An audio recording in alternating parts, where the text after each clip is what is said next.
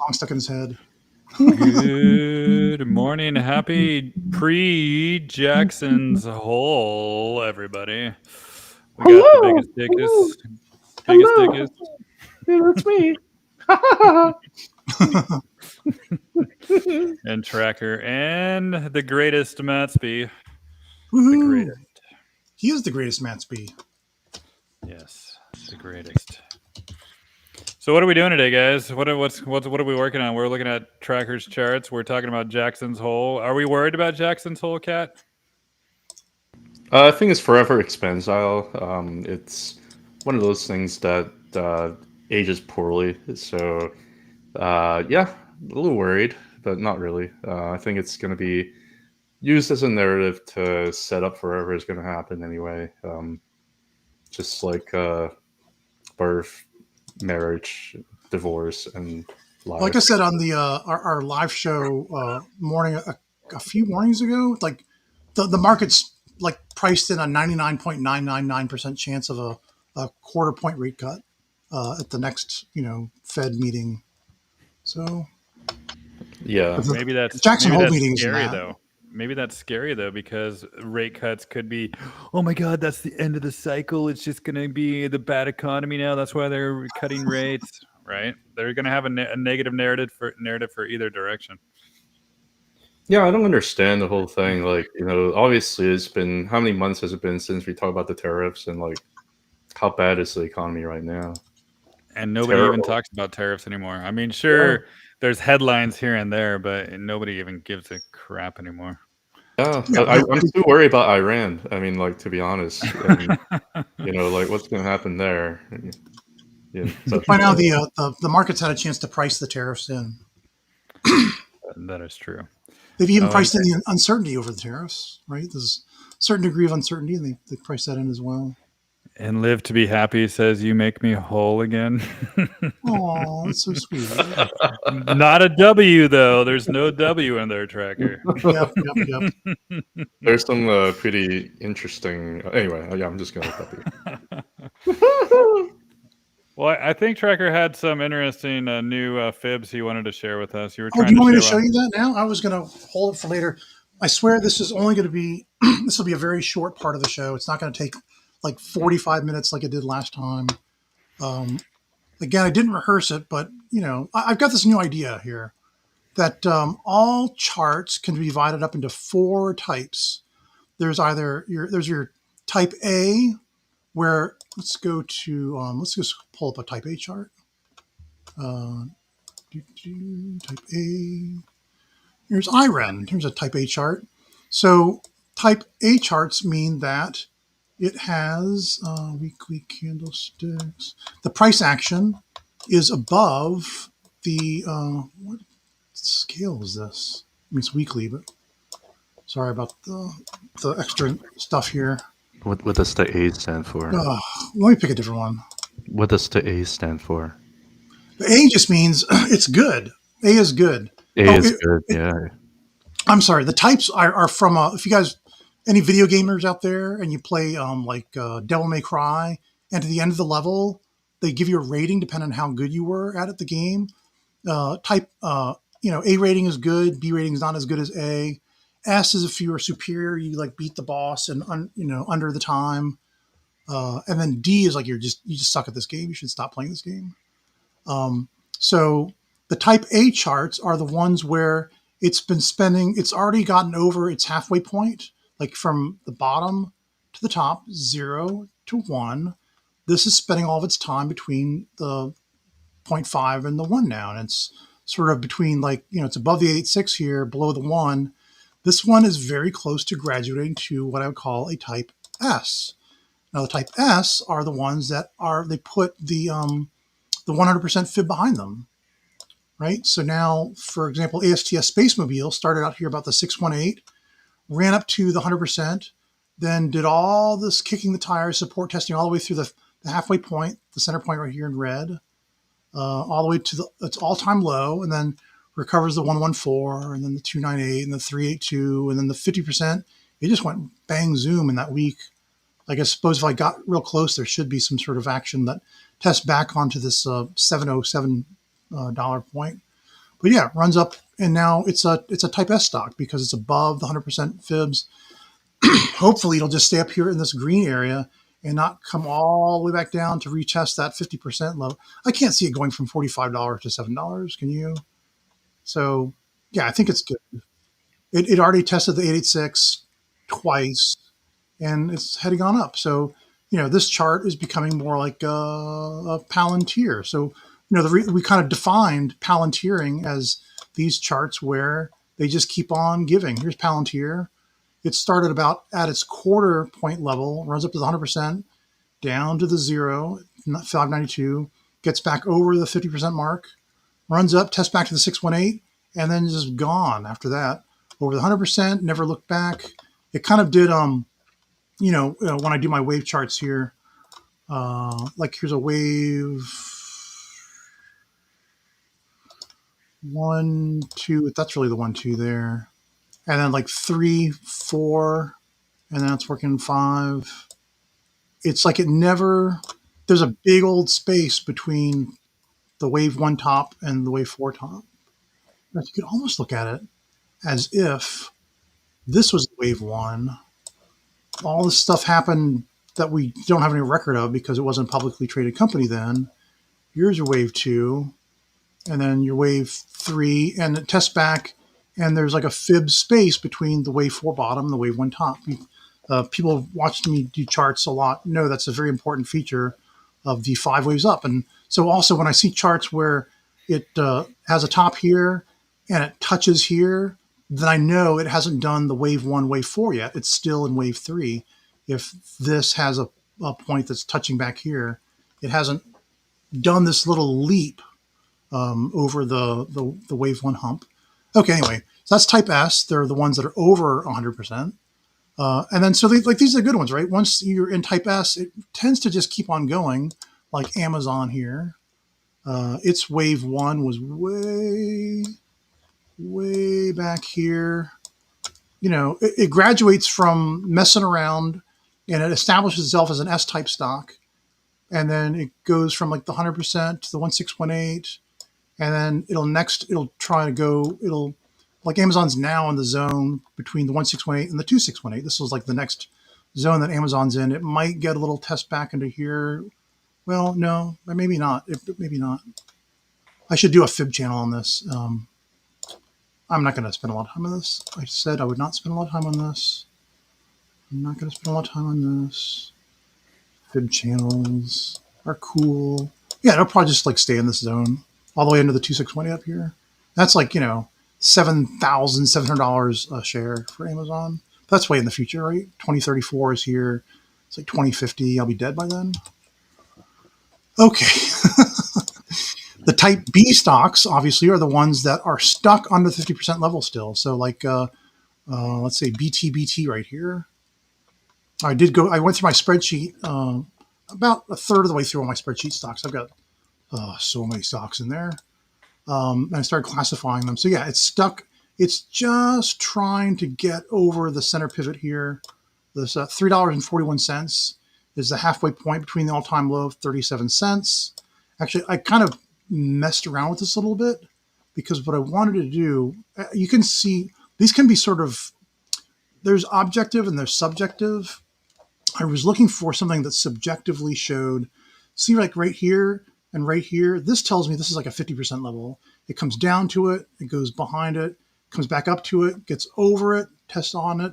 The 50% is going to be like one of the most contested, in many cases will be one of the most contested fib lines. So I kind of manipulated the bottom and the top to make this the 50% center line. Anyway, even if I hadn't manipulated it, it's still below its 50%, its halfway point here. Yeah, and this one wants to become a type A stock. Once it can get over $3.41, go above it, test back, and not have to touch it ever again, hopefully. Yeah, and they can graduate to being an A stock, and then maybe one day it can be a type S stock. But right now, it's a type B stock. So B stocks are like your growth stocks, right? There's a bit of risk, but there's a lot of reward. A type are less risky, mostly just rewarding, mostly. S types are the least risky, and they're like, just delivering the goods. Then you got the D type, like Gebo here, which, it's been testing. It started up here before, reverse splits, right? It's not, and it was never $156,000. It's just been reverse split, reverse split, reverse split. So this has definitely been a type D stock. Even from here, if it can't get over this 114, then it might turn this level, that's the 0. This could be the new 114. And then so now it's going to like 9 cents next. You just have to be careful with these things. Type D are the riskiest assets, and they're not guaranteed to pan out. What you really want to see is a type D get over its own. Here, I've got it written out here. I'm almost done with this presentation, by the way. Grok, all right side. You want to see it get over its own lower pivot. See the whole chart from 0 to 1 has a center pivot, but then the lower half has a lower pivot around the 0.214. And then the upper half, the purple zone, has its own upper pivot over the 786. Once you get over the 786, then it can start doing resistance testing towards the 886, which is the last thing it does before graduating from a type A to a type S stock. Same thing down here on the converse. If it can't get over the lower pivot, then and it keeps testing the 114, then eventually the 114 just becomes the 214, and then et cetera, et cetera. Anyway, for Gevo, for example, let's just go back to this. From its current all-time low right here, 50 cents, it needs to get back to testing the 214, flip to support to become like a more of a B type stock. Below the 214 is a D. Does that make sense? What do you think, guys? Type. Yeah, it makes sense to me. Yeah, it's very nice. But I mean, like, it was kind of distracting when you talk about zeros and ones, tops and bottoms, up to it, behind it, get around it, subjective, objective, tight ass. I was a little bit distracted, but I love the classification. I think it's very, very good to have these kind of definitions. And it's important. It's an easy way for me to classify stocks for sure. Yeah. And so type D below 215, type B below the 50%, type A is between the 50% and the 786, type S is above the 100%. I mean, actually, type A is all the way through the 886. It just means it's oscillating around the upper pivot. Let's see. I like it. And then so just by coinkydink, a lot of the stocks that you've picked, like, I'm sorry, not picked, pointed out, Cat pointed out IREN and SoFi and Net and Futu and Coin. All these stocks are type A's, and they're very close to flipping into type S's to join the ranks of, Netflix and Tesla and Amazon, all the type S's. Let's see if any of these are type S that you talked about. Now, Palantir is the only type S out of that, right? If the stocks that are going to go Palantiring, Palantir is there first. Oh, Hood is there now. Hood is a recent inductee into the Hall of Type S's because it's over its 100% fib. The only thing is that the caveat is that it could, we've seen this before, it could test back to the 886 again, even after getting over the 100%. Without a test back into this zone, there's no guarantee it won't want to test back. But yeah, that's my whole presentation on these 4 types. You can take all charts and divide them into 4 types of stocks. I'm sorry, 4 types of charts, because it's not always stocks. It could also be like Bitcoin as a type S, because Bitcoin put its 100% fib behind it way back here at $19,666. I kind of mapped it out from $2 at the 0. 1996 was the 100%. It tests back to the 786. Right here is where it makes the 886 support, and it can break out over the 100%. It back tests the 100%, and now we're moving on up. So there you go. And so again, the nice thing is you can just say, what kind of risk reward am I looking for?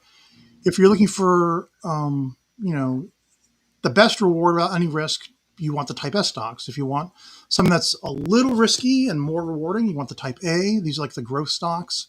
The type B are maybe the micro, the smaller caps, not micro caps, just like they want to become a type A, but they're not there yet. And the type D are like the riskiest assets that you don't want to have too many of these in your portfolio. In fact, they should be the smallest part of your portfolio, I would say. All right, that's it. That's my presentation. How would you classify UNH? UNH. All right, Yeah. let's take. That's a great question. Oh gosh, Is that something it that looks should like get? Yeah. it is. Is it something And look, I already that- classified this one actually. UNH has become a type B stock because it's above the quarter point. Actually, I need to change this to the newest one I've got. And then I need to reverse this because I did this backwards last time. Yeah, it actually back tested the 214 right here, and now it's over its 382. So it's a type B stock now because it's below the center pivot. It was a type A. It never really graduated to type S according to the way I've got this set up. Oh wait, you know what? Hang on a second. I'm so sorry. I was looking at this in recent memory. Let's reclassify this. My bad. That was all drawn to try to parse out the current UNH action. In fact, this is probably more, that could be 50%. Does it need the 886 that much? It really didn't do, this is probably it right here. Right here where it kind of goes up to 50%, goes over, back tests it. Somewhere right around here is 100%. So, I mean, it's a type S stock. It's just fallen on rough times, right? So let's see, 1618. Here's the 2618 and the 3618 and the 4618. Look, it probably just got 2618 resistance is what happened.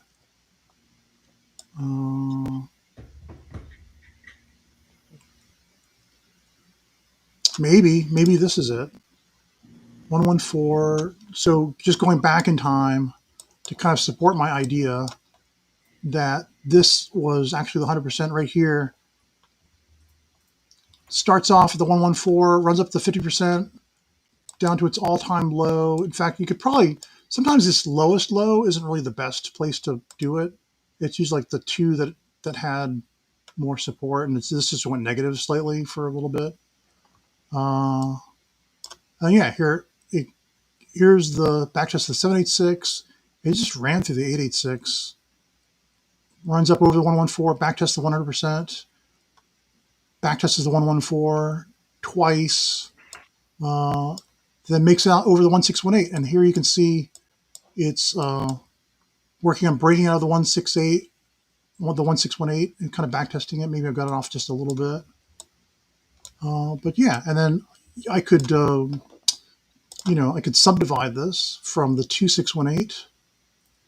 I'll start here to the 1618 and change it to just the fibs on the right. And then let's pull this out so we can see what happens over here. So yeah, no, maybe I have to dip into this a little bit. I don't know. All right. 618. You know what? I'm sorry, okay. I kind of got sidetracked, but it looks like it kind of went to this 2618, and now it's backtesting the 2618 sub fibs before it can go back over it and go any higher. But I would say it's a type S stock. That's all right. I never want the tracker to get sidetracked. That's I know, right? That's not. Yeah, we want it to be just track. Somebody asked about Rocket Lab. You want to take a look at that?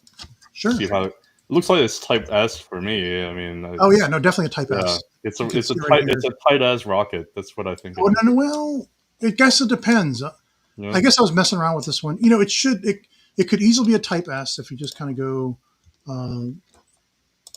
this high to this low, and then now it's just like in the gravy zone, right? I was looking at putting the center pivot here. I don't know why I was doing that actually. Come to think of it, this is more center pivoting, right? Because it comes from below, gets over it, comes back above. I don't know. You know what? All right. Yeah, so it's a tight Let's ass just and we'll gravy just use zone. these. We'll use the no interpretation whatsoever, other than the fact that say that that looks like the high before the low before it got back higher.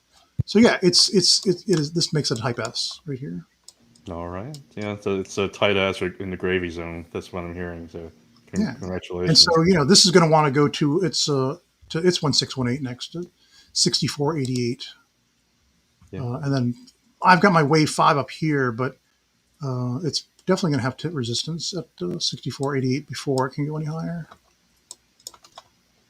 Yeah. It's one of the cream of the crop of the tight ass stocks. No. Live to be happy says, what about the type R, the type rect?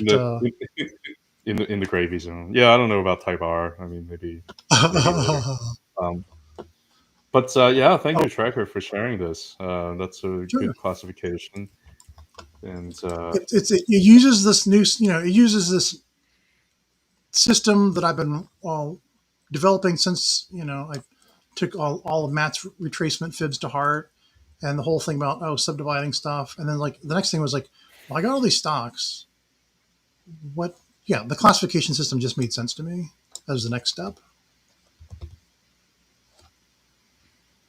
all right. Well, what do we got next here, fellas? And that's the show. Thanks for coming in. Have you guys Thank you, didn't talk about everybody, anything? for joining. Yes. Wait, do you want to talk about Tesla? I mean, we can, yeah. A lot of people are afraid of Tesla so much. Why? We can talk about the VIX a little bit. Here's my 4-hour Oh, VIX. because it's down $4 almost after hours right now. It's What? panic time. That's 325. awful. It's Yeah. so tiny. That's just the It's going to smallest. go to -0, guys. It's going to go. It's not like it's an $8 stock and it's down $4. It's like a $300 stock and it's down $4. Yeah. 15. Yeah. So here's my Cat. You saw me talk about this morning, didn't you? Yeah, I saw that. Yep. Yeah, I've got this thing where I just look at the historic volatility of the VIX, and absolute panic is what we had here on April 7th and August 5th. You guys remember those dates that will live in infamy for a while? And then you get back below extreme fear to just regular old fear. And once you get below fear into the greed zone, that's when stocks start to really, move up again. Anyway, yeah, I kind of keep my eye on this. It seems like we're definitely in this tight band here. This resistance trend line above and the support trend line below, and I think it just wants to do a little diagonal into here at some point. The last time we hit extreme greed was July 18th of 2024. Before that, you kind of have to go back to when Bitcoin was soaring. Let me go to weeklies here. Yeah, last time we really got extreme greed to a huge degree was 2017. Basically, all 2017 through 2018. And once it went to January, went right back to extreme fear right here, the week of February 12th, 2018. And I think it looks like it wants to maybe repeat that pattern again. In fact, you kind of look at these. There's kind of this trend line, which is my my lower trend line right now was it's sort of an upper trend line, or you can kind of do like a triangle. Like, well, we don't need all that. We could just do this. But it's kind of staying in this triangle here, except just busted it out and made it bigger. I guess this was the previous triangle, and then so now we're in this triangle. Anyway, all that to say, I am expecting to see the VIX drop below 1450, below 1344, into this crazy zone, and that's when we'll have the next melt up. We're just waiting for it. I'm waiting for it anyway. All right, that's all I wanted to say about that. Yeah, I can show Tesla since it's been a hot topic on X recently, and I haven't shown this GAN in a very long time. I think the last time I showed it was probably earlier on, maybe this year or something. But let's go to the chart, and here it is. Like, it's bringing back old Gann charts that I've been tracking for a while, but I just don't share publicly from inception. And we can see that it's actually flipping that blue level to a support. And this is not a bearish situation at all. And we can clearly see it was a resistance here, resistance here, resistance here. And it was a breakout, kind of a liquidity grab, it looks like, through March and April. Then it reclaimed it. It reclaimed it. And you can see every single week it's been reclaiming it and holding it. Not every single week, but for the weeks that went down there to touch it, it held. Right. And that level is actually right there at 290, 292 in that zone. And just to show you some history, if you guys forget, like, the same thing kind of happened with that orange level for a while, right? It was resistance, resistance, resistance. And then it tried to flip it to support. And then that 2019, like, oh my God, it's going to crash thing before the launch, right? So are we going to get that kind of a scenario again? Like, oh, one more fake out and go higher? I think we already got it, right? I think we already got it right here. And I don't think it's necessary to go back and do it again, right? Because before here, never really got it during this time, and then it reclaimed it. So it happened later on because it was a very just elongated cycle before going higher. So it had that later on liquidity grab, but this one we had it in March already, April already. So I don't think it's really necessary to go back down there. And it's good, right? It looks like it's almost ready to go higher. Yes, post market, oh my God, it's at 325. But if you guys been paying attention to the morning show, I've been telling you the whole week and last week and the week before and every single week that the range that has really been in is the 786 and the 702, like the 321 and the 347. So nothing really has changed on this chart. It is essentially trying to look for direction. It's trying to just build a base, and it's on top of every single indicator on this chart, right? The conversion, the 50, the baseline, the 100, the 200, and it's inside the cloud. I mean, what more could you ask for a bullish chart? If this was any other chart, people would be like, oh my God, this is so bullish. But if it's Tesla, oh my God, this is so bearish. It's a fake out. It's not going to hold. It's going to break. Well, I mean, the chances to break were plentiful, right? Especially after it broke back above this 618. The chances to collapse were basically in June, and even right here when it closed back below all levels in July 28th, that was an opportunity as well. But now we're back above levels. So I think we're just range bound. We're consolidating between these two fibs, 321, 347, and it's just not ready to break resistance. So it's going back down to retest a support. This is perfectly normal. A lot of charts do that, not just Tesla. So no concerns for me. It's just still building a base before trying to go higher. What about you, Kat? I agree. I mean, I can basically kind of reiterate a few points here. I mean, there's nothing that's above a rising 20-month moving average is really ever that bearish to me. And if it is, then I don't know what to say, because I think that it's been really building a very strong base here on a higher time frame. A lot of people are just focusing on a lower time frame. Okay, I'll take a look at a lower time frame on a weekly. It's kind of hugging the 20-week moving average and making it point up here, which is coincidentally basically a part of the below support band and supporting the bull market. It's also just, like you said, stuck between the two range here. And honestly, I don't understand why people are worried about the $4 drop. Like, what are you talking about? I mean, are you worried about that Elon Musk will say something and just tank the price? You know, is that what you're worried about? The chart's not really showing you that. If you just look at the morphology of what it's trying to do, is very, very similar move like it did over here. You know, it's basically forming like a recovery cup, kind of like it did over here. And if you also put in the Bollinger Band, it's also tightening, kind of like it did over here. You know, and kind of like it did over here, it's tightening. And if the Bollinger Support Band is pointing up, and the Bollinger Band is getting tight, and if a more volatile move is going to come, which is going to be more than just $4, it's probably going to be pretty impressive. I don't know when it will be exactly. I don't really care when it will be exactly, because I'm not on short dated calls, and I'm just going to let it do its thing. Another thing that like Mattsby was showing too, there's like a actual, it's just confluence. I never really take into consideration of these like buy order blocks, because sometimes they can be like spoofed, but whatever. But like that's basically where the zone of the horizontal line that you were showing on your again, you know, there's demand there, additional confluence. So yeah, I don't have anything concerning this chart here at all. It looks like a bullish chart. you can say, well, but it's a bear market all the way from like 480 all the way down to 2 teens, right? That's a bear market for Tesla. Well, the bear market lasted for how many months? I mean, I don't know, like 2 or 3 months, maybe 3 months. There's a bull market now because it's higher highs, higher lows ever since January 2023. So I don't have anything else to say. You cannot handle the $4 volatility. You probably shouldn't be in the stock market buying individual stocks. So, but I mean, there's really no other stock that makes people this crazy. I don't understand why. It's like it's because it's hot. Maybe I don't know. Like it's. I think this whole like sideways here for like 4 years is just driving everybody insane. Maybe.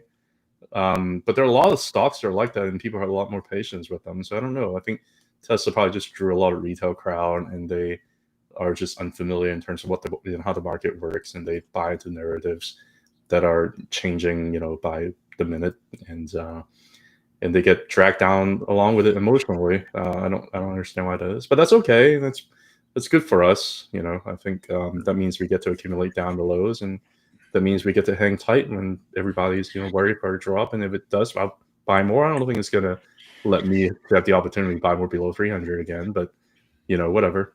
So yeah, I mean. Yeah. I think a lot of stocks are just going back for their back testing right now, including like the SPY, QQQ, IWM. It's just they didn't really have any correction since the huge explosion from April, right? Nothing really corrected that much. So it's understandable to go sideways for a little bit and even correct down to some higher time frame support on every stock. Yeah. What is this? Look at Microsoft. Like, what is this? How many weeks in a row did it go up? 1, 2, 3, 4, 5, 6, 7, 8. Like, it just kept on going up, and now it go down three weeks in a row. No, like, it's so bearish. I guess that's what makes people anxious, is because it's just gone up a lot, and people worry about a huge crash is going to come. That's also a big part of it. But the reality is this. I mean, like, it's even have a monthly gap down here. I don't think it's going to get filled anymore. But you're pulling up some of the indicators here. I think it's a little bit too far overextended. It probably needs to have some cool down sideways, whatever. And that's fine. Nvidia is the same, a little bit too far overextended. Probably need a little bit of sideways cool down or whatever.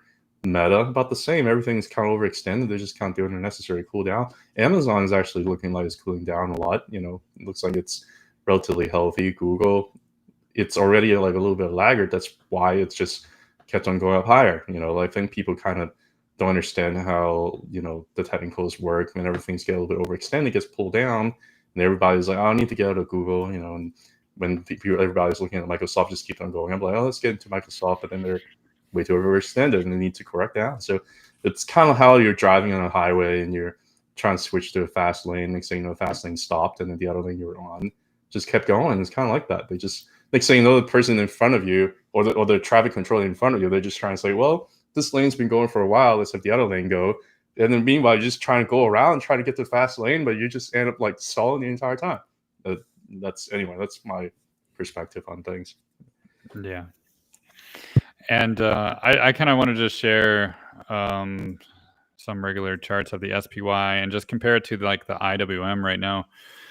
Because when we look on daily charts really of the SPY, what do we see? We see prices going back to the conversion line. Is that a bearish scenario? No, it's not, right? It's not bearish at all. And we can even add, go to the monthly chart here and just look at the GAN, and it already broke out and back tested this arc here. So that big sell-off was already corrected, and it's basically good to go. And we can just put on that fib from the 2021 top or 22 top and the low, and we can see it already broke out above the 1.618, and it's carrying on higher. And usually when that happens, you see continuation to the 2.272, 2.618, and that blue level is up there too in the 800. So I think that'll probably be the likely target. But in the meantime, we can just look at the daily chart and say, okay, it needs to cool off a little bit. So we can look at QQQ as well.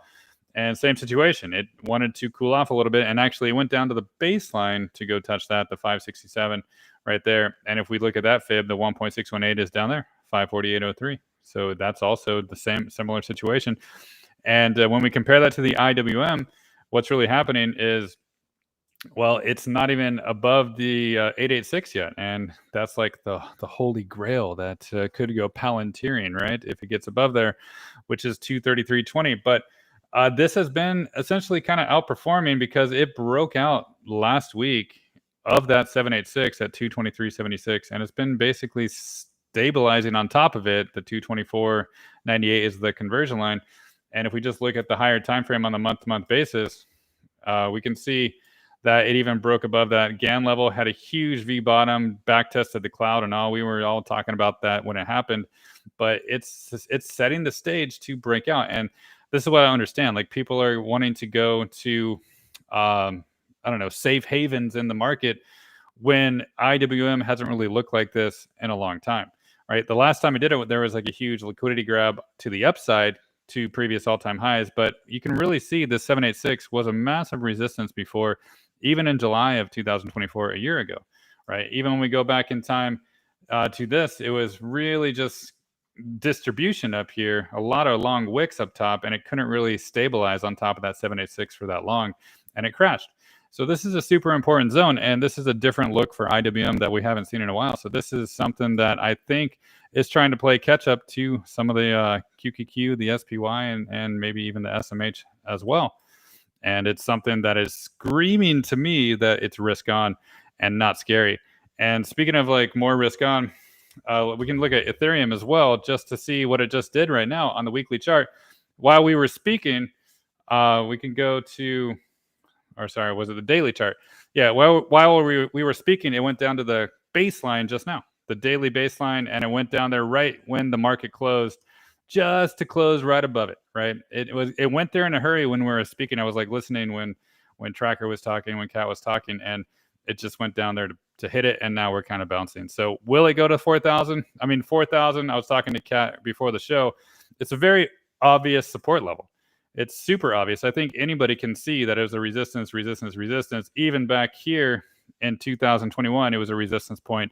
So it would be a very, very obvious back test. But this is a Palantiring candidate, really, because it's breakout. And even if it does backtest that 4,000, that is extremely bullish. But it might not, right? It might front run it a little bit too, because everybody could be expecting that 4,000 or a wick below that it might not get there. So there's really none of these cryptos, none of these like small caps, even the miners that we look at, they are not looking like they want to break down. They look like they really want to stabilize in a zone. And that to me does not say I want to be in safe havens. That says to me that I want more risk, more.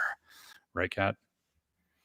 But I like safe havens like Nike and NVO. Those are safe, right? Well, what about UPS? Is that technically a safe haven? I think so. Yeah. Like that's yeah. I mean, like they're like just mom and dad shop or whatever. But also like TLT, that's also a safe haven. That's like a very, very safe. Yeah. I'm kidding. Okay, I'm sorry. You're listening to like what? Oh, TLT about to buy now. Catch the spot. No, I didn't say. First of all, I never tell you what to do. Second of all, I'm just being sarcastic. I'm sorry. I didn't. I should put like a big giant label when I do that. But yeah, it's. But I just want to show you a safe haven that certain accounts might be purchasing at current levels. That if you look at a GAN square, you can visualize. We'll just look at a monthly chart. You can literally visualize what is happening to the stock. And this orange level, look at that. This is a safe haven, right? This is a breakout. Back test. It held support for many, many, many years. Even over a decade, it held that support. Then it launched up to the blue level, and then guess what it just did? It bounced right where it should back in April, but then it collapsed. And what does this say to you? This is saying to me that this is a break of support that has never happened before with UPS. That is, in my opinion, extremely bearish for the potential to even continue down to the 74s and lower. Like this, let me tell you what it says to me. It tells me that at the pandemic, we needed all of our shit shipped to us from Amazon, and then as the pandemic wore on, Amazon figured out how they could vertically integrate shipping services and no longer needed UPS. Yeah. I mean, this is saying, yeah, if you're going to put fundamentals in there, fine, just ruin the show, Tracker. That's perfectly good. Just joking. But yeah, this is saying to me, like, why the heck would I want to buy something that literally with a monthly candle broke below and can't even go back yet and touch that orange level at $91? I mean, it might go back and touch it. Still, the month is young, right? 10 more days. But this to me is like saying, why do I want to buy this? I don't want to buy that. This is terrible. So that's just like the way when I look at IWM breaking out and I look at something like UPS breaking down, that is saying something to me. And that's not saying I want to be in safe havens. It doesn't look that safe. No. It's safe haven. I mean, maybe those quotation marks around the quotation marks around it. I mean, what's another safe haven? Is what Eli Lilly? Is that a safe haven? I don't even know. No, Eli Lilly. No, absolutely not. Biotech, I'll never say that. But yeah, I mean, it's going to Jackson's Hole. Is that what you're saying? It's going to Jackson's Hole, like straight in there. Yeah. Can I show you a little bit of SPY? I'm sorry, SPX charting, and then I'll send it right back to you. So this is kind of a fun way to look at the SPX again, going all the way back to 1871, back when dinosaurs still walked the earth. And here's the 1 to 0. Here's the 100% to 0. We're just going to ignore all the data actually before the market crash of the Great Recession. But yeah, look, so 1 to 0. Then you have the 1618 was sort of the ceiling for a while in the 60s and 70s. Then we get over it in the 80s, and we start this tremendous growth period. The age of computers. Remember when computers were new? I do, because that's how old I am. And we went from the 1618 to the 2618. This whole blue band I've got here is the age of the PC, personal computer. Then we have where it just got a little too hot. Here's the what do you call it? The 2000 the .com bust, right? Here's the .com bust. And it builds back up again in the 2011s, 2012s, and then it back tests it again. This is the great financial crisis. I'm sorry, that's not 2012. That was 2005. Here's the great financial crisis. And then we built back better from there. And we've already gone from 2618 to the 3618. We kind of made the 3618 our biatch here in the 21st century. I also want to show you, this is kind of really cool. If you guys didn't know this, if I take a 0 at the 2618 and it's 100% at the 3618, then twice that is the 4618, 3 times that is the 5618, etc. Just that's the relationship between the 618s, and anyway, it's just interesting. So yeah, here we are now. I'm going to change from, this was monthly, I'll switch to weekly and show you how it just feels like we're sort of asymptotically approaching. It won't get to the 114 yet. It's going to a fraction. I've divided from the 3618 to the 114 extension, subdivided that here. We kind of hung around this 50% level, back to the 382 almost. I really think it wants to, this is where I think we're going to crap out, is right here near 66, 66 or something like that. So, and the point of this was just to say that same point again. How do you take a market melt up that only has, a few percentages left to go and, extend it?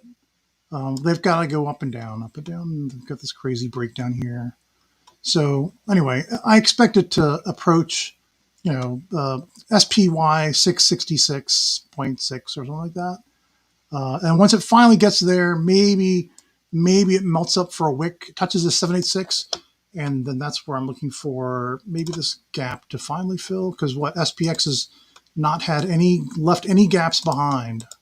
A back test of this 3618 would then let us continue on past the, I'm going to do this, past the 114. This is what I'm looking for. Hopefully, this isn't until 2027. Please, not until 2027. Let me get my money first. There we go. That's kind of what I'm looking for in the what would make sense would be to put a you guessed it, a fib channel on this. I should go back to the monthly for this, but you know, it's something akin to this. Send you to the back, visual order, send to back, and make it a lot lighter. It's very dark. Very dark. Background. There we go. Yeah, you know, something like that. It's kind of been in this channel. I didn't miss. That looks pretty good, actually. Oh, wait, I did miss. This should go to right here. And I can actually extend this to here. All right, this is the fib channel that we're in.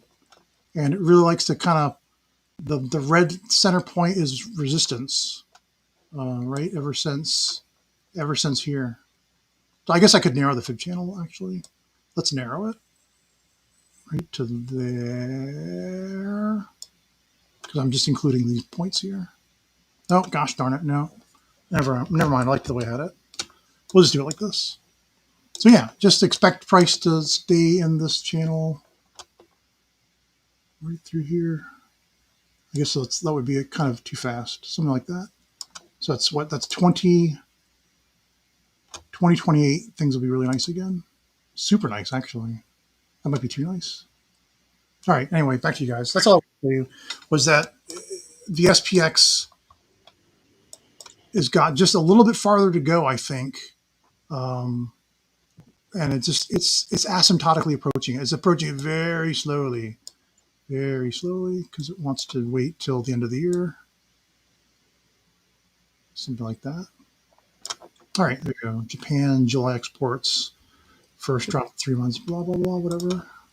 Okay. All right. Yeah, somebody asked, I mean, I don't know, I have a bunch of stuff here accumulated that I could talk about chart request-wise. Somebody asked about China. But before we do that, Matt, do you have anything else to say about like the crypto market, you know, with Bitcoin, with the rest of the stuff like Doge, XRP, and I think a lot of people are also very frustrated about all of those as well. You want to kind of talk a little bit more about that before I start yapping? Yeah, so I was going to show some linear versions of the total crypto market cap first. And I just want to show you what really has been happening. So a lot of people don't use linear scale for crypto, but when you actually use the linear scale fibs, it's a perfect example. And I showed this on X, I think, a couple of days ago, how it's getting rejected at the 1.414. So if it needed to go back down to the 1.272, that's perfectly acceptable before breaking out. But it's in a new range, and this is not a bearish range, right? It broke out a previous resistance, 1.272. It broke out, flipped it to support, and it's in a new range, getting ready to get more and more bullish, going to the linear 1.618. So I just don't understand why people are freaking out about stuff right now. This is a new range. It's a new zone. It's higher. It's building a base at a higher level than before. And yeah, it's just a very bullish development in my opinion. And the others chart too, you can just take a look at this, and same situation, right?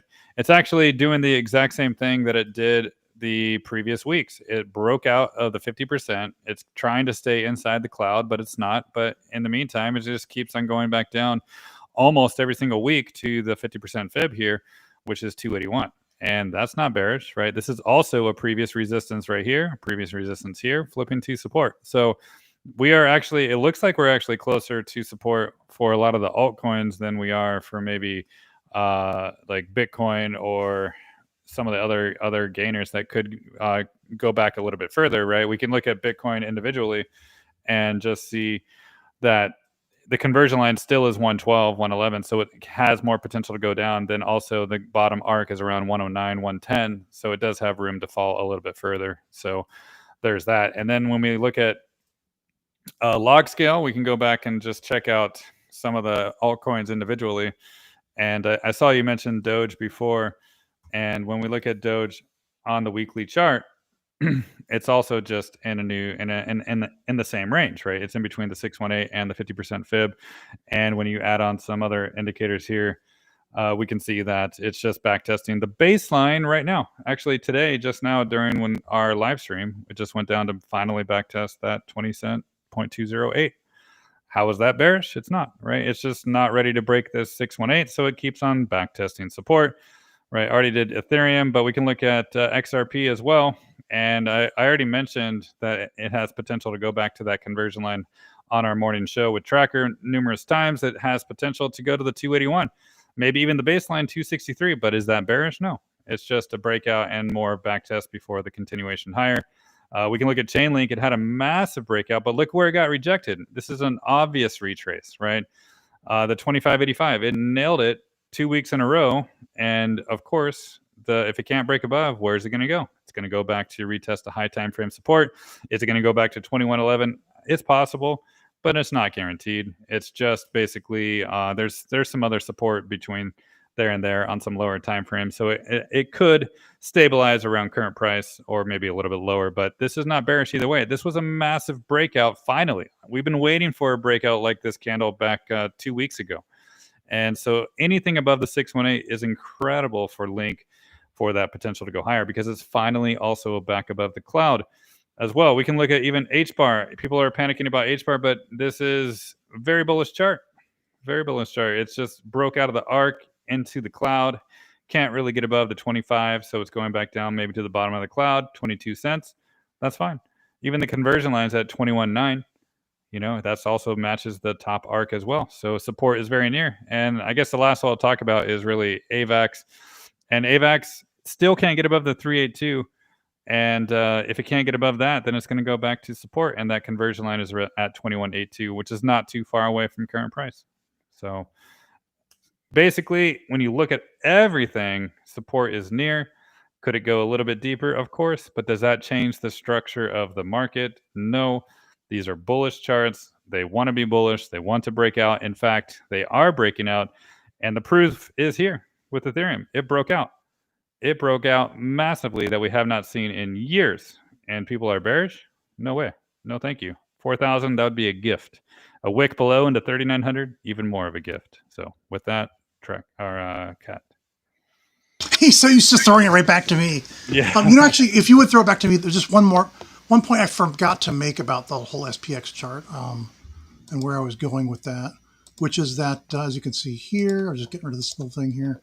You know, I mentioned early computers down here at the 1618, back here in the 70s, the early 70s and late 60s. Widespread use of computers throughout the mid 80s through the 90s. And then, you know, here's the cusp of the 20th century to 21st century. And here we have at the 3618, the very beginning of the 3618, the advent of AI. And so, you know, this next section will be what the widespread use of AI brings us. And I wonder if it won't just kind of go much more, you know, everyone talks about how, you know, it could just go, where's the thing I'm looking for? You know, like this, right? Where it just goes crazy up. It could blast through this part. But, you know, we can only grow, the economy can only grow so fast because there's material components of it to be thought about. We actually have to build all the energy centers and all the computing super centers and all that stuff. But anyway, that's what the point I wanted to make. Computers made the difference here. The AI will make the difference here. And I don't know, maybe we'll just become beings of pure energy up here between the 5618 and the 618. All right, that's all I wanted to say. Ruh-roh. I guess it's to me now. Let me see here. I was just kind of getting ready for some charts because I can go ahead and just get the lightning round here ready, and at the end we want to talk about something we can. You know, I think it'd be that's a great idea. Fine. I just want to make sure I show the scan here real quick for Robinhood, and let me go ahead and do that here. And I'm ready. I'm ready, guys. All right. Somebody asked about China. I want to talk about China with Bitcoin here. The top right here is the Hang Seng Index. Is the index that is listed in Hong Kong, in the Hong Kong market. Basically, all the big Chinese companies, they're all listed in Hong Kong now. So this really reflects more or less a very good reflection on what the Chinese economy is doing. Down here below is Bitcoin. And you can see a lot of people drawing comparisons in terms of what Bitcoin is doing. I did the whole hour-long video. If you haven't heard my whole hour-long video, if you're interested in my thoughts in terms of what I think about like Bitcoin, what I think about macroeconomics, what I think about, you know, just liquidity, cycles in general, please spend the time listening to it, because you already listened to the Triumphant show for about an hour and a half, which is insanely long. So you might as well listen to that as well. The key thing is reasonably, yeah, I know, right? I mean, you just might as well. The key thing, a lot of people are just drawing comparisons and saying, oh, the 4-year cycle is here. We're basically looking very, very similar to 2021. The cycle is going to end in November because it's 47 bars, 49 bars, and it's going to be 48 bars or whatever. That's really like the only argument there is. And people also kind of talk about like Bitcoin halving in terms of, oh, yeah, no, it's Bitcoin halving and it's going to have an effect on Bitcoin. Well, I think liquidity is going to have a lot more effect than what Bitcoin halving is doing. You're talking about the supply side, and the demand side probably matters more now, depending on global liquidity. But here, I just try to illustrate a point here. Last time when you had a high here for Bitcoin back in April 2021, the Hang Seng had like a top right here in February 2021. Since then, it's just been plumbing all the way down. You already have Chinese liquidity kind of leaving the market. And Bitcoin, I guess because there's a lot of hype and a lot of hodlers, and they think that it was going to go higher. It did make a little bit of a slight higher high, but really not that higher high at all. And that was like an exhaustive top. You look at RSI, it's like totally a bearish divergence. That was, the end of that cycle. Here, what you're looking at here is a little bit different morphology here. The Hang Seng has been just forming higher highs and higher lows, really ever since 2024. If you count that as a higher high, and this is a higher high here, and then it's a higher low, that's a higher low right there. It really has been making higher highs and higher lows since October 2022. So you have a beautiful Adam and Eve double bottom. You have a breakout at back test. This thing looks like it wants to keep going higher, right? And Bitcoin looks like it wants to keep going higher together with it. There's really no similarity here in terms of global liquidity when it comes to Chinese stocks, when it comes to China market, and Bitcoin. I just don't really see that being a major concern here. Now, you just look at the Chinese market here in isolation. The reason why somebody asked about the Chinese market, I'm just going to talk about it here. Usually nobody cares about it. It's actually a good thing when nobody cares about it. It broke about the 0.618 here. Looking at what the Bollinger Band is doing, the little Bollinger Band is a little bit contracting, fine. That Bollinger Band is expanding, though. That's going to allow you to have further move on the way up here. In general, if you break the 0.618, which it did, it is probably end up going up to the 0.786 right here, right? Which I think is going to go to this bearish diagonal trend line here. Has been building up for a very long time. This seems like a confluent zone where it get attracted up there, probably by the end of the year, to be honest, if not maybe a little bit later, like January, February, or something like that. It looks like it wants to get up there. I've been talking about this for like a whole year. Really ever since this big giant green candle over here and around like October, November. I remember talking to Danny. I remember talking to like Matt. I was like, I think the Hang Seng is going to 28,000. That's what it's doing right now. And nobody's really even caring about it. It's kind of ridiculous, right? So what you're seeing here is there's enough liquidity to push the Chinese market higher, which basically means that it's going to end up rotating into the U.S. market. Basically means it's going to end up rotating into Bitcoin and also about a bunch of other Chinese stocks here. One that has been on my Palantir candidate here would be FUTU. FUTU is kind of like the Robin Hood of Asia, if you will. A lot of folks use FUTU, including Danny, to trade. And you can see what it's been doing is that it already broke about the 0.786 here after it got rejected here for more than half a year. And it looks like it's about to get ready to break the 0.86. Looks like Bollinger Band is expanding fully right now to upside and downside. This is a very, very bullish stock. So this is one of those stocks that are telling you that, hey, maybe liquidity is coming in and that you should get excited about it. Somebody asked about 2722. I haven't really looked at this one here. Looks interesting. I'm not really that excited about the fact that it's just been forming a base for a very long time, but the Bollinger Band is squeezing, and you have a little bit of a uprising 20-month moving average. It looks like it's turning into like something good here. Even NIO is looking a little bit better to me today. And I was kind of looking at this. I was like, I don't really want to buy it because the 20-month moving average is still a little bit negative sloping here. I'm not sure whether or not this is going to be like slippy and just slip down, and just end up going to the lower Bollinger Band, which is entirely possible. But it looks better. Like it has not done this for 3, 4 years, where you're just a downtrend with a 20-month moving average just slapped down like nope, like Will Smith to Chris Rock, like nope. And here we're like, I don't know, maybe I can start talking about your wife. I mean, I don't know. It's getting a little over the 20-month moving average here, a little bit of Bollinger Band squeezing here a little bit. Looks like we might be getting a little bit of reversal here. So maybe we can actually put your wife's name in my mouth. I don't know. I know certainly the long investor is going to do that. You're starting to have these stocks looking a little bit better. I guess that's what I'm trying to say. Would I want to get into that? No. Alibaba is looking pretty decent here too, to be honest. Like higher highs, higher lows. I think it's about to enter Mama. I really do think it's about to enter the Ichimoku Cloud Mama. It's formed a double bottom here with the Adam and Eve back tested at the 0.382, building up a lot of momentum, trying to enter Mama here anytime. And the entire retrace down here to 0.382 to backtest this breakout zone was on low volume. I think it's waiting to, to make Mama happy or unhappy. I don't know. It's been asking for about half a year, so it's between them. I don't know, but that's kind of what I'm seeing here in overall Chinese market, and that also ties into the whole liquidity cycle here too. With the Chinese market going sideways for or not Chinese market, with like stocks like Alibaba going sideways for like 6 months, I can imagine like MicroStrategy after make a big giant move up above to go sideways for more than half a year. That's not anything really surprising. I thought one thing that was pretty cool that I was posting earlier on the X was that it really broke out above the previous dot-com bubble high, and it just basically back tested that today, which to me I think is pretty significant. You might say like, yeah, it has nothing to do with the fundamentals that the company is at right now. I would say, yeah, you're right, but you know what? Algos sometimes they don't care, because what happened last cycle, it tried to break above the 0.786. It was not able to break above 0.786. So guess what happened? You plummeted all the way back down here to test the Ichimoku cloud. You even fell out of the cloud here a little bit, but because you couldn't really break above the 0.786, right? The same thing happened with XRP, by the way. Like, couldn't break above the 0.786 last cycle. It just ended up plummeting all the way down. The same things happen here in MicroStrategy. Now you're able to break above one level at a time. Broke about the 0.707, broke about the 0.76 here like butter, broke about the 0.86, broke about the previous all-time high, back tested all-time high. I think this thing is going to go higher. How much higher does it go? It's hard for me to say for sure, but I think it's getting ready to to be a pretty decent setup here. A lot of people also getting worried about the fact that it's been doing nothing. I honestly think that it's just been kind of still above the weekly Ichimoku cloud here. So there's really not much to really get worried about here. If you also look at a little bit of different fit levels here from this cycle high to the cycle bottom over here, it's also kind of back testing in 1.4 and 4 over here. There's a lot of confluent zone that's back testing. I'm not really that worried about MicroStrategy.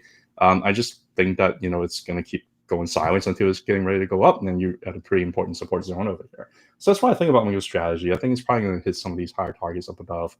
I think it's probably going to go to 4 figures this cycle, but how high does it go? Is it one of those places you should get into? I don't really know the answer to that. Meta Planet. The only way I can really chart this thing is really do 3350, which I already have a chart for, by the way. This is a Japanese version of Meta Planet, and it had a lot more price history here. If I do these kind of fit retracement levels over here, 2722, my bad. I'll get back to it maybe if I have time. Sorry. All-time high here, all-time low here, not all-time high, I guess, the cycle high here or whatever, to the low over here. You can see how it's also hitting a 0.786 over here, right? Is this a coincidence? I don't know. 0.786 is a very, very important level. The fact that it's already gone more than 100x from the bottom over here does get me a little bit worried about the stock. The fact that the 0.786 right here is confluent with the Ichimoku cloud resistance over here does get me a little bit more concerned about the stock here. So I don't know whether or not I still want to get into a Meta Planet. Well, I mean, certainly it's a lot better entry now compared to when it was before, and everybody was hyping up on it. But like, where is it going to find support? Like, is it going to go all the way down here to the weekly cloud? Is like, where's the support at? I don't know. It's hard for me to say. Is it going to go to 0.618 here? It's possible. If you just look at the Meta Planet for the US over the counter, there's really not that much of a price history here. I do want to show like the daily chart here, and I'm going to show the Bollinger Band. You can see it's been on a downtrend, but the downtrend is kind of decelerating here a little bit. You got a lot of selling volume initially, but it's kind of been plummeting. Okay, like you might be starting to find like a little bit of local bottom here. That's great. You look at RSI, you can also see starting daily here, a little bit of bullish divergence for price can go down a little bit. You finally get a little bit of increase in RSI. Doesn't mean anything, not necessarily, but it's just something that is kind of paying attention to. Maybe it's trying to find a little bit of a local bottom here soon. Certainly an entry here is going to be a lot better than the entry up here. It seems like it might be bottoming out, but do I really want to get into something like this in a foreign stock over the counter with a gap down below? Yeah, I don't know. I'm going to kind of stay away from that. So that's that. Then we're going to Coinbase here. I don't know if you guys have anything to say about Coinbase. Please feel free, because otherwise I'm just going to keep monopolizing for about this lightning round. No, keep going. Yeah, well, I'll do it. Coinbase, I think 293 is probably the local bottom. The reason why I think it is because you got the bottom support band right there, support, right? You got the what else do I have? You got the anchored weighted let me see. Yeah, anchored volume weighted average price here as support, right? It's right there. It's like 293. What else is at 293? You got the Ichimoku baseline right there, 293, right? Which is, by the way, also the baseline for the 2-week cloud, which is also the Tenkan or the conversion line for the monthly. 293 seems like a pretty important number, right? I also got another one here for you, which I'm just trying to show you, like, there's a lot of confluence around the area. I would like to, I'm sorry if this is going to take like, 5 seconds to do, Matt. I know you're probably cringing when I try and do this live, but I'm just going to do this here real quick. 360 and 2. And voila, you got a pretty decent Gann square here on the log here. And guess where support was found is? So that 293 right around the bottom of this Gann arc right here. Right now is in Gann jail because it tried to get up to the angle over here, try to figure out the arc. It's not able to. It's stuck in the arc right now. Is it possible for it to revisit the bottom of the arc? Yeah, certainly. But I just think there's a lot of confluence right there around 293 that makes me feel positive that, if Coinbase has not already bottomed, it is really, really close to being bottomed. And I like where it is right now. I think it's very sexy, and I kind of have enough of it. So I'm just going to keep it around and, push it around. And if I want to have a date with her, I will. If not, then, I just do my own thing. This is BMNR. BMNR is a little bit tougher. Like, I think the key thing is I was trying to look at like FIP levels because it's really hard to chart this thing over here. If you do a FIP level, it becomes more clear to me. wick. I'm going to count that wick right there. Guess what it is? Guess where it is right now? 0.786. Like, you can't make this stuff up, Resistance. Yeah, it's been stuck in the golden pocket here on the log fit here for a very long time. It's at resistance at 0.786. It's been having a hard time trying to break above of it. The last month, like in July, that was an absolutely horrible time to buy BMNR because it was way outside the upper Bollinger Band. If you buy this wick over here, you're doing it wrong. If you bought it in the triple digits because of the hype, you're doing it wrong. Don't ever buy things when it's way outside of a Bollinger Band. On the weekly here, it looks a little bit better. It's just kind of stuck in a range. I don't know what to make of it. It could go down further to like the 20s and 30s, and that would be where the Bollinger support band would be right there, and that would be fine. Or it could end up going all the way up here to the baseline and conversion line around around 82.5, which is going to be the case for the weekly as well as the monthly. That could be a resistance level here. It's just stuck in a range. It's entering monthly clouds, just can't do its thing. I don't know what exactly it wants to do, which is why I'm not getting into it. But if you guys are into that kind of thing, feel free. Palantir, I know you guys, probably just want. I'm just going to brush it through real quick here. It's got a little bit of hammer top right here, just kind of like how it did over here, right? Scary, woo, woo, woo, And it kept on going higher anyways. But it's got a lot of momentum still. It's a little bit too far away from the Tenkan, and this is probably healthy. I'm not that worried about it. On the monthly, it looks like we got rejected here at 1.618, although we did end up closing last month above of it. So this might be just a little bit of a fake out. I don't know. It's hard to say. On the weekly here, we've already had how many weeks convincingly closing about the 1.618 here, 1 and 2. And so far, this is a Tuesday right into Jackson Hole. And right now, we are closing the day on this weekly candle right about the 1.618, a little bit below the weekly Tenkan here. So we got a support zone over here. It ends up breaking other supports, but that's okay. Whenever you have, this is a very volatile stock, and do whatever it wants to in the short term, but it's still forming higher highs and higher lows. Down, a significant amount, from like 190 to like 160 or 157. Does get a lot of people really distraught, but look at what the stock has been doing. Like, this is healthy, this is like completely healthy. So I also can do another, Gann here is going to make Matt here cringe a little bit because I'm like doing it on the fly. And he's like, ugh, why are you wasting my time doing all this? But here's one here, and I'm going to change that number to the good old 316.1. It's got a breakout zone over here. It's back testing horizontal. Last few times, whenever it ended up breaking above the already back tested horizontal here. Yeah, that's perfect because that's the one I showed on my weekly update for Palantir. Yeah. Okay, well, there you have it. I just drew it in like 2 seconds. That shows you how hard you work, Matt. And then here it broke above the arc. It's just back tested horizontal and it just went up higher. Here it broke above the arc, back tested arc a little bit, went back, tested horizontal twice, and then it just went through the arc up here, right? After it got rejected here. Here, what did it do? Broke through the arc here. What did it do? Break through horizontal, back tested horizontal. Does it have to go back all the way down to the angle of the arc? Not necessarily. This could be a good support zone right here. We'll have to see how it reacts. Of course, again, we're entering Jackson's hole, which sounds kind of smelly, but we'll see what happens after that. But that's kind of what I'm thinking about with that. Robinhood also got a GAN here. GAN actually looked pretty decent for me because it also broke about the GAN jail over here, and maybe it's gonna do a little bit of back test here. I think it's fine. Whatever it ends up doing it's okay, because as far as I'm concerned, this is still a very, very bullish stock here with full Bollinger expansion, and it continues to expand to the downside. This thing doesn't want to stop. It's got a bunch of volume up here. It's probably hitting a resistance zone up above here. I think it was like at the linear fibs, right? If I remember correctly. Let's see here. Yeah, I remember seeing this, and it's kind of basically just getting rejected here off of 1.414 here. It's still about the 1.272. We'll see. If we're able to close the month about 1.272, I think that's progress, because whenever you hit these higher levels up here, sometimes it just get rejected on the first time when they try. It's no big deal. It's been forming higher highs and higher lows. Initially, I was a little bit worried that you have a month way outside the upper Bollinger Band. Right now, it's not that overextended anymore, so I'm not really that concerned about Robinhood here. I'm going to go through the rest of them relatively quickly. Somebody asked about META. I don't really have much to say about it. It's hitting off the Bollinger Band over here. It's a little bit overextended here above the tank, and it can probably use some sideways and cool down here, to kind of, correct here a little bit. It doesn't have to correct through price. It can just kind of correct through time here a little bit. But I just don't. Yeah, I mean, it's like higher highs and higher lows on declining volume, just like the SPY. Like you might as well just chart QQQ here. I don't really have much else to really say about that. CrowdStrike, very similar story. Breaking above a zone, back tested a zone. Honestly, if you do like fit levels, you can see maybe a little bit more clear. Maybe it's kind of breaking below the 1.618 right now, but we might end up kind of holding it towards the end. I honestly, I don't really have any concerns before higher highs and higher lows. The lower it gets on low volume, the better risk reward ratio you're going to have.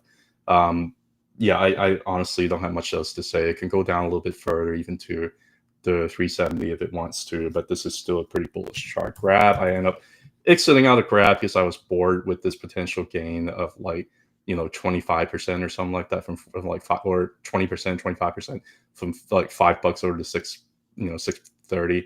This is kind of what I'm seeing here. It's about the weekly clouds, probably going to end up going up here. It's also about the monthly Tenkan and Kijun here. It's probably going to go up there, but there's a confluent resistance zone about the cloud and about the 0.5. So I think it's going to get rejected there.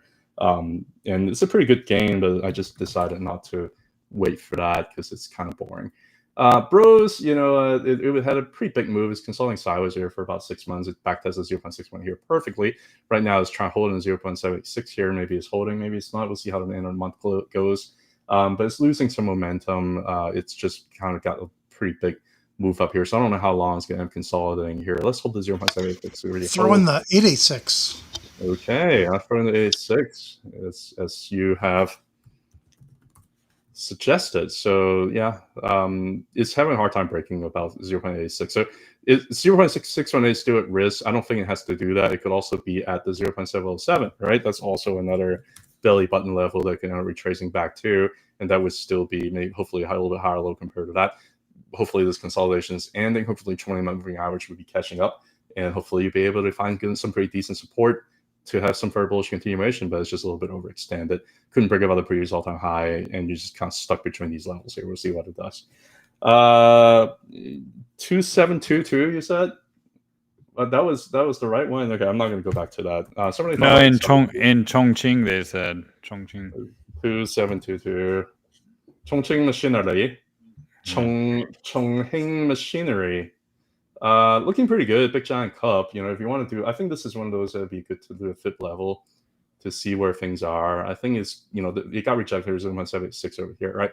It's probably where it's going to end up crowding up back to, and see how it reacts there. It's already above, like, Ishimoku has already pulled the Tenkan Kitchen all the way up here. It's already expanded Bollinger Band here on the monthly. This thing wants to hit the 0.76, and then we'll probably see what happens when it gets there. But it's a pretty decent chart here. If it gets rejected at 0.76, then it's the end of the cycle. If not, then it could, keep going up and make some like crazy all-time high stuff. That's kind of what I'm seeing here. Finally, your favorite Matt. Somebody asked about XRP. Did you talk about that earlier? Yeah, I did. No? Matt disappeared. No, I talked about it. Before I get to XRP, I'm going to go. I talked about it. This SYS, excuse me. Apparently, there's some congressional buying here. Is it a bad stock? Well, monthly is holding the 20-month moving average here. It's not looking bad, although it's been mostly following low highs and lower lows. It's repairing its chart. I think it's probably still got some runway to go. If I just do some fib levels here and there, it's holding a 0.236 here. It's holding some of the lower levels here. I think it's repairing the chart. Do I think it's going to end up shooting all the way up? No. It's probably going to end up going up to 0.382 or around $14.25. You're going to see some resistance here. We have to see how it reacts there when it gets there.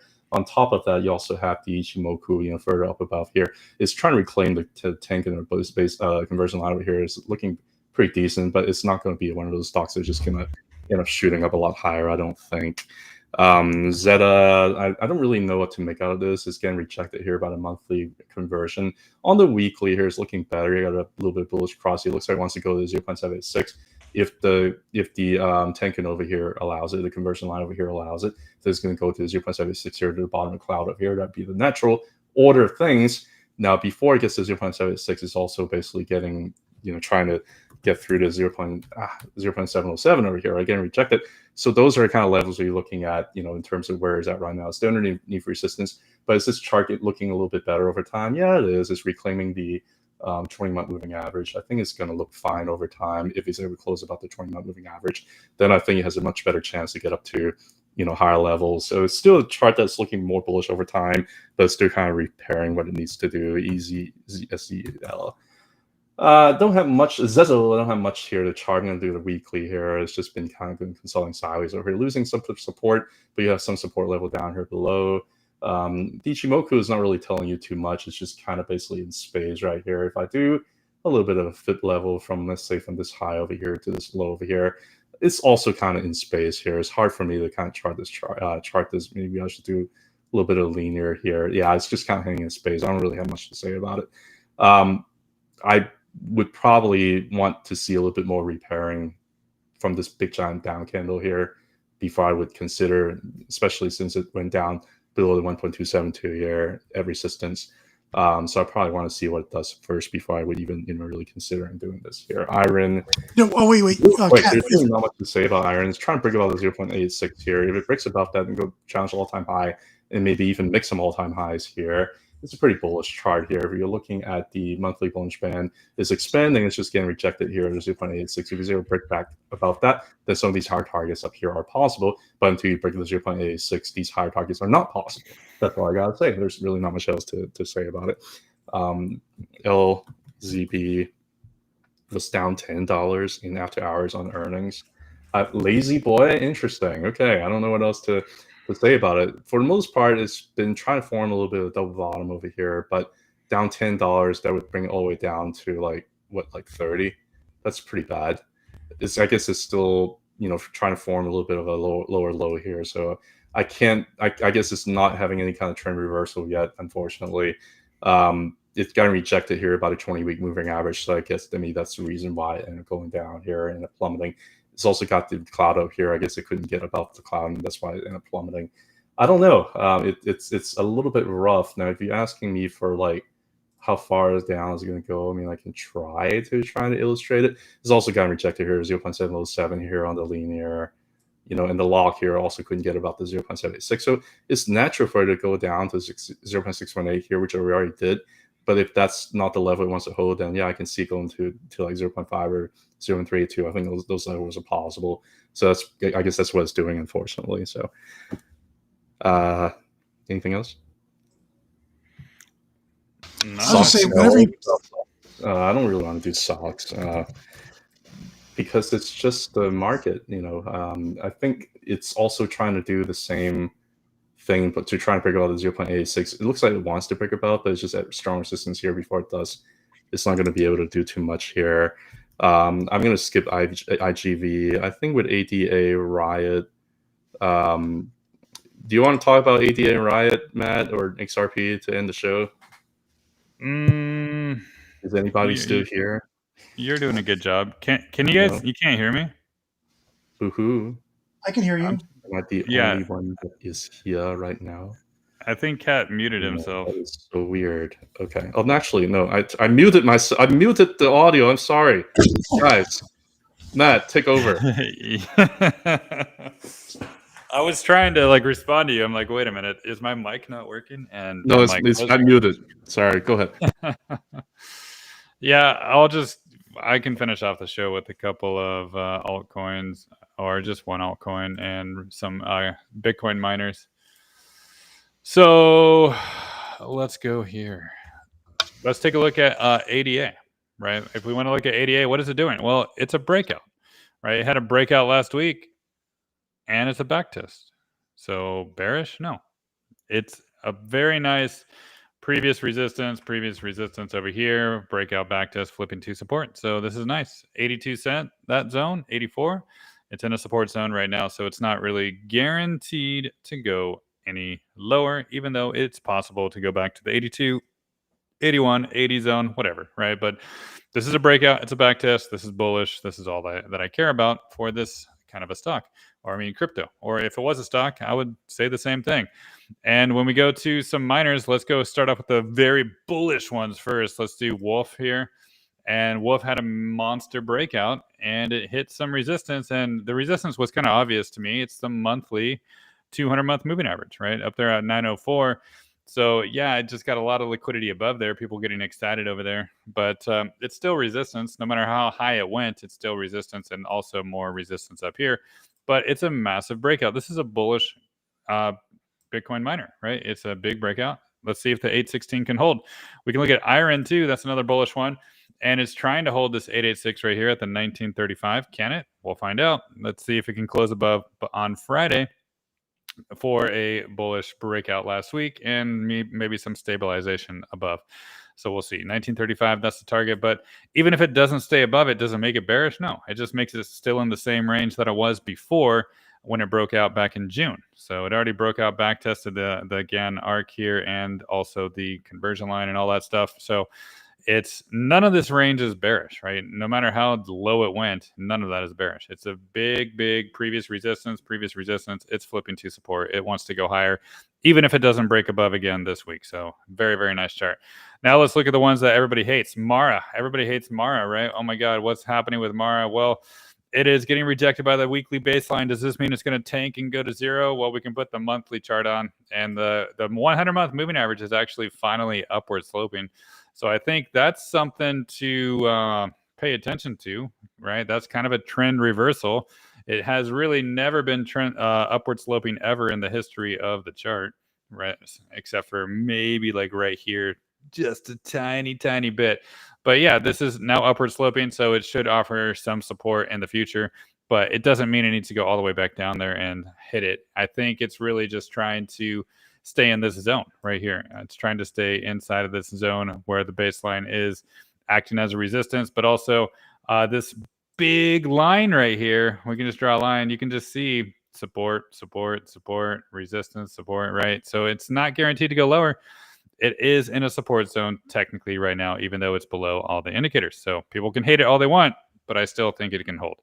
And CLSK, also 200-week moving average, 871 right down there.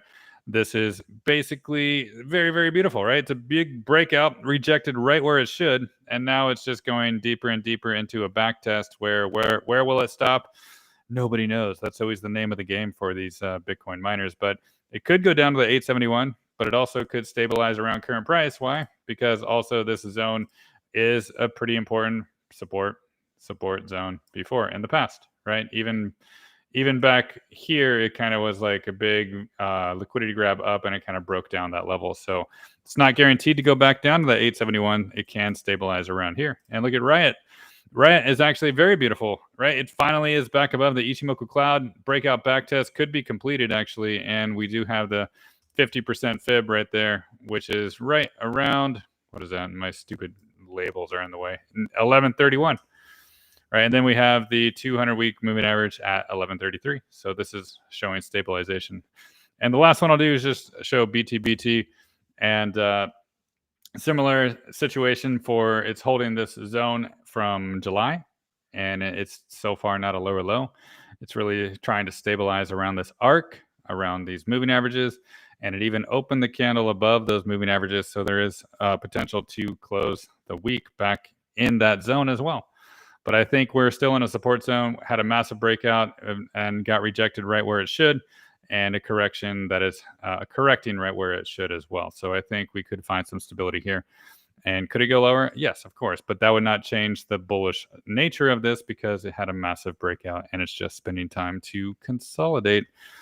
So people can hate them all they want, but this is still saying to me, risk on. Things are breaking out. They're holding as support. Even the ones that people hate, they're not breaking down. They're still stabilizing in a zone like Mara, right? This is not a bearish looking chart from the recovery back in April. This is higher high, higher low, higher high, higher low. This is a newfound uptrend here, even on the monthly chart for this one too. Again, it's just stuck in between some big ranges. That's it. It's just a very, very volatile name. So anyways, guys, I think that's it. But for me, the market's saying risk on, same thing. Do not want to rotate into safe havens. I think we could have a few more red days and maybe even a few more red weeks, but that's not going to change the nature of this bull market. Hey, Matt, go back to me real quick. Just want to show one possibility here. Sorry I coughed over you. I always do that. I didn't hear you. Yeah, no, it's the daily chart here for Ethereum is kind of finding support here at the 20-day. Again, I'm not saying it's going to go down to like 4,000 or 3,900 even, but could this be the potential bottom of Ethereum? I don't know. It'd be funny if it ended up front running like the 4,000, 3,900 zone, because if you do, this is like a linear fib. You do retrace from here to here. Basically, it's just retrace like the 0.5 of the entire move up above. And this is like right at their area. So it just makes me wonder if it ends up front running. People that are calling for 4,000. That would be unfortunate for folks. I'm not saying that. Look like? I mean, but 4,000 is just so obvious. Like, you don't have to be a whiz at TA because it was such an obvious level. Yeah, and even before you get there, you have these wicks up above here, and they're around like 4,100. So it just kind of makes you wonder. Again, I don't know. I'm never like an absolutist and saying like it has to hit certain levels. It could always go down, up. It's always about risk reward ratio to me. So I'm not that precise like Tracker, but it's I'm a little bit dirtier when it comes to these kinds of things. But it just makes me wonder if 0.5 is it. Like that could be it right there. Who knows? You better buy 1 billion Ethereum right now. I just bought some Fartcoin at 0.85. We'll see. You can't stay away. You're addicted to those. I'm sorry. I mean, it turns out that this thing sucks, and then so be it. But I still feel that this is a pretty decent risk reward ratio. Is that it's kind of breaking down underneath the 0.786 here a little bit, but I think it might just be a little bit of deviation like it was over here and there. It's just stuck in a range. So I don't know. Can you find a case where safe havens is the right play? Palantir. I mean, like they're not going to go out of business. They're going to grow into the value. Well, I heard I just saw in the chat that they got downgraded. Palantir got downgraded again. Oh my god, this is. Jeez, this is do that stuff all the time. That's so scary. I mean, I don't know if you like stability. I think TLT is a great play. Like it's done nothing. Like if you want your assets to do nothing, I think TLT is a great play. It's forming a very, very slow double bottom here, Adam and Eve. Who knows how long this Eve is going to be, but you get dividends along with it. So hey, maybe that's a safe haven while your money inflates away. That's fine. So. Yeah, silver looks good. Like I don't know. Like gold looks top, but silver actually looks pretty decent. But that's not a. Silver's got to catch up to gold. Yeah. Silver. If you look at the 3-month chart, it was my Palantir Canada. You got bullish expansion that's happening. Silver looks pretty decent. Is silver the Ethereum to gold's Bitcoin? It's been underperformed gold for sure for many years. Like what the heck is this? Like, what is this? I mean, if you look at the linear scale fib on silver, it's actually holding that 618. I don't know. This is Well, I guess this is the linear, right? Yeah, and it's holding 618. It broke above, and it's trying to break out at 0.786 here. And the entire thing is just like a big giant, almost like a big giant cup and handle here. Let me see if I can do a little bit of like a lower fib. Anyway, I think it's about time to go, so I'm gonna just do this here real quick.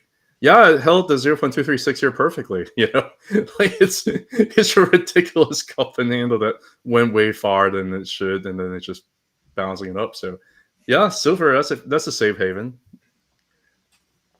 Anyway, I don't have any silver, but it's just Yeah. I don't. None of the safe havens look good to me. And I saw somebody in the chat. They mentioned Pfizer, PFE, and some company bought like 8.5 million shares or something. The chart looks terrible. it's a bottoming candidate for me. Like if I have to buy a falling knife, which I don't have to, if I want to buy a falling knife, I think Pfizer is a candidate. There are three things I look for a falling knife. The first thing is the volume. The second thing is the Bollinger Band. Third thing is the RSI. See whether or not there's any bullish divergence. It's meeting all three of my criteria.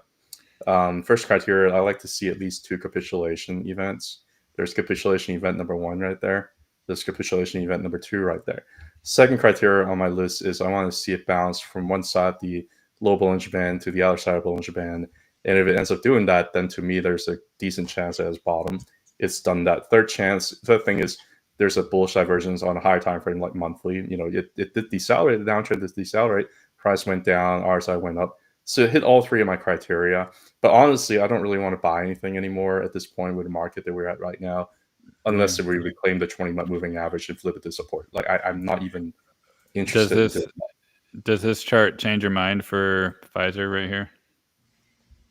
Yeah, yes and no. Yeah, I mean, like you basically, I see what you're trying to say. Yeah, this zone used to be a support, now it's resistance. So, but I mean, like these are the stocks that a lot of like institutions are apparently whoever I can't even find that message in the chat anymore.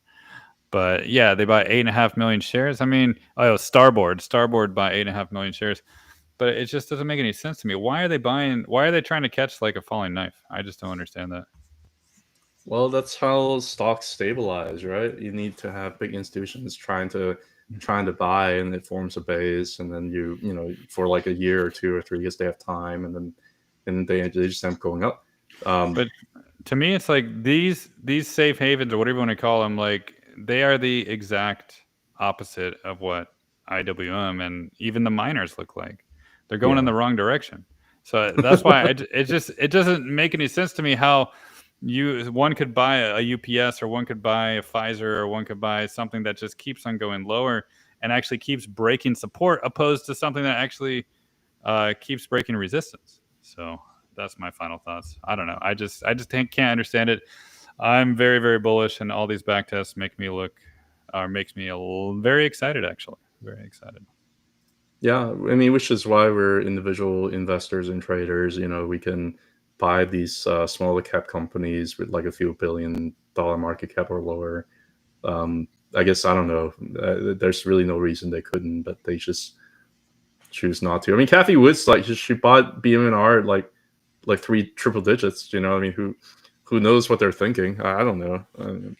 I mean, well, she always has to rebalance and reallocate all the time. So maybe that was just her starting a position. Who the heck knows? But we are not in their minds, so we cannot speculate. But all I know, George or Jorge was like, PFA is a TLA stock. No, I only brought it up because it was mentioned in the chat. I don't know about that in TL or whatever. But yeah, this PFE, this UPS, they're exactly the same. They're breaking previous support, flipping into resistance. So why would I want to buy this when I can buy the exact opposite? So with that, buy everybody.